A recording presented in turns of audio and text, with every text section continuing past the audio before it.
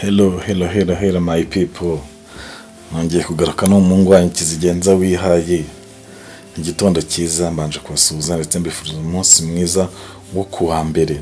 Uno munsi w'akazi haramutse ikirere cyiza, harimo akazuba, harimo akayagirizo, mbega umve ngo ibintu nta mahoro, bimeze fresh. Ese namwe ho muri mumeze neza?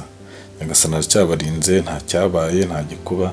Yewe nawe utameze neza rwose mbanje kugushima ndetse nkubwira ngo kuba ugihumeka we Nyagasana bakigufiteho umugambi mwiza, wabasha kugera kuri byinshi, wabasha gukora ibintu byinshi kandi wabasha kumvikanisha ukuri kwawe ndetse n'ineza y'Imana ku mugisha wawe.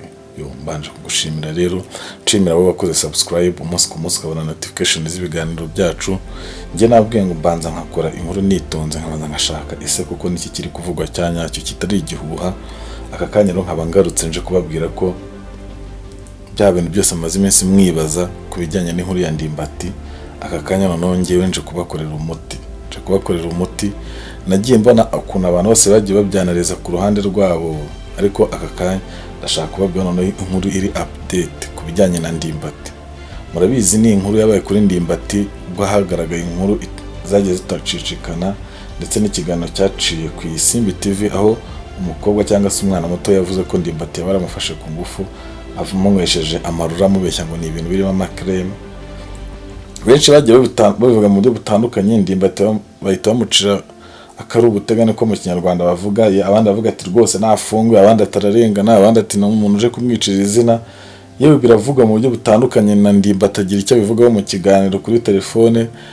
Abantu bifata indi ntera. Ubu Ndimbati yabaye Ndimbati mu gihugu, ahantu hose uciye umuntu waba warahemutse, wahemukiye umwana w'umukobwa akamukoresha imibi, akabyarana nawe. Ariko mu kiganiro Ndimbati twiyumviye ubwo yitangiye kuri telefone, ahantu ngiye navuga ngo Ndimbati yabaye umugabo, nubwo bavuga ko yaba yarahemutse, nuko atigeze yihakana uriya mukobwa.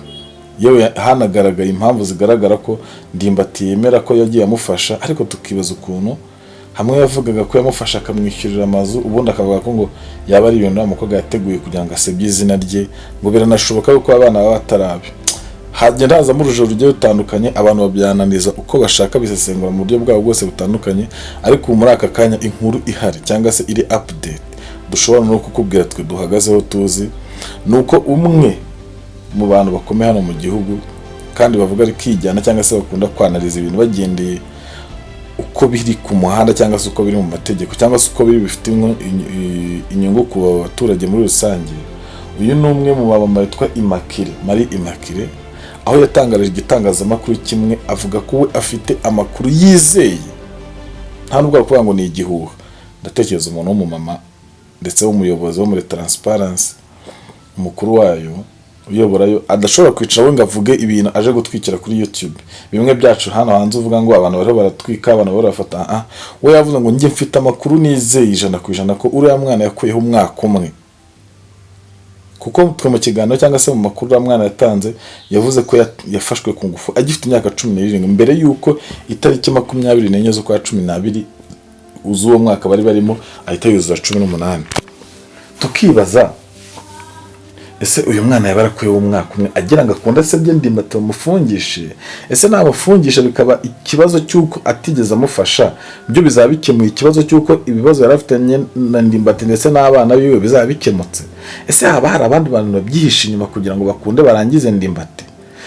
Icyo ni ikibazo wakwibaza, nanjye nkakibaza nkuko n'undi wari wese akibaza. Ariko gusa ikigaragara aha ngaha cyo nuko uriya mwana w'umukobwa, uyu mama aravuga ati ayo makuru ndayafite mu buryo bwizewe, ntabwo ari igihuha. Bivuga ngo ayo makuru abaye ariyo koko uno mama Immaculee afite, bibaye koko bisanzwe ariko byagenze 100%. Ndimbati birashoboka ko icyo gihe atazafungwa nk'umuntu wafashe umwana ku ngufu, ahubwo yahanirwa ibindi byaha. Nkuko nawe uyu mama muri iki kiganiro yagiranye n'iki gitangazamakuru yavuze ngo nibareke inzego zishinzwe guperereza zo zikora akazi kazo. Atariko icyo we yizera 100% nahamya nuko yavuze ngo we icyo yizeye nuko afite amakuru y'uko uyu mwana yaba yarakuyeho umwaka umwe, niba yari yarabyikoranye wenyine, niba yarabikoreshejwe n'abandi bantu wenda baba bafite inyungu zabo bwite kugira ngo bakunde basenye Ndimbati, ibyo nibyo tutazi, nibyo dutegereje kumenya. Ariko amakuru ari 100% ashobora kurengera Ndimbati ndetse n'umuryango we n'abamukunda mu mafilime ndetse n'abandi bafana be mu buryo busanzwe, nuko Marie Immaculée yemeza ko uriya mwana yabarakuyeho umwaka umwe. Bivuze ngo uriya mwana yarakuyeho umwaka umwe rero, dore icyo bishatse gusobanura. Byaba bisobanutse neza 100% ko uwo mwana yari afite imyaka y'ubukure. Ikindi cya kabiri, hahita hakurikiranwa ababa babyihisha inyuma, cyangwa se niye mpamvu yaba yarabiteye kugira ngo uwo mwana abeshyere Ndimbati. Nubwo Ndimbati nyuma byaza kugaragara ko yababyaranye n'uwo mwana, nkuko nawe yagiye bigarukaho cyangwa bigaragaza yuko atigeze yihakana abana, ati gusa akavuga ngo umwana yaraje amutana abana, umunyamakuru amaze aba bana yabagutanye nkandi niba wabutize 100% ko ari ngo n'abandi bose n'undi waza akabikora namufasha. Aho ngaho ntago nabyumvishe kimwe nka Ndimbati, aho numvishe ko ari nko kurasa imigeri cyangwa se gusa sinzi ukuntu nabyita mu Kinyarwanda, ariko gusa ikigaragara aha ngaho Ndimbati biramutse bisangwe ko hakuweho umwaka, ubwo hakurikiranwa impamvu uwo mwana yaba yarabitekereje kubikora ndetse n'icyaba cyarabimuteye kugira ngo abashe gushyira hanze Ndimbati, kandi Ndimbati we yemera ko yamufashaga buri kimwe cyose. Yewe n'imiryango y'umwana w'umukobwa numvishe ko yaba yaraje ikagirana ibiganiro na Ndimbati.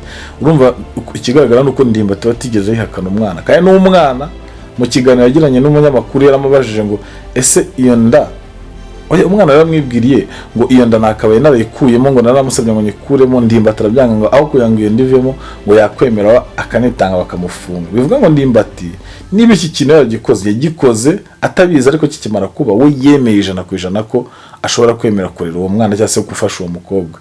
Ahubwo niki cyaba kihishe inyuma, cyaba cyaratumye umwana w'umukobwa afata umwanzo cyangwa se wo gushaka gushyira hanze Ndimbati nk'isura yo kugaragaza ko yaba ataramufashije. Ibyo natwe nibyo turi kwibaza, kugira ngo ahari wenda Ndimbati azarenganurwe cyangwa se bigaragare ko aramutse ahanwe yahanurwa indi myaka cyangwa ikindi kibazo gifite aho gihuriye nuko yaba yenda yaradesheje uwo mwana akiri muto, ariko kitari uko atujuje imyaka y'ubukure. So ibindi bizakurikira kuri iyi nkuru rero nyuma yaho rwose ngenda update, ndi tayari kugenda mbikurikirana, akandi kose kazakubitanze kahita gasohoka nzahita nkabagezaho. Gusa icyo nababwira cyo amakuru yizewe yatanzwe na Marie Immaculée nk'umuyobozi wa Transparency, yavuze ko afite amakuru yizewe 100% ko Ndimbati yaba yararenganye mu bijyanye n'ikirego cy'umwana, yuko yaba yirikureho umwaka umwe mu rwego kugira ngo abashe gukaza ikirego cya Ndimbati. Ciao ciao.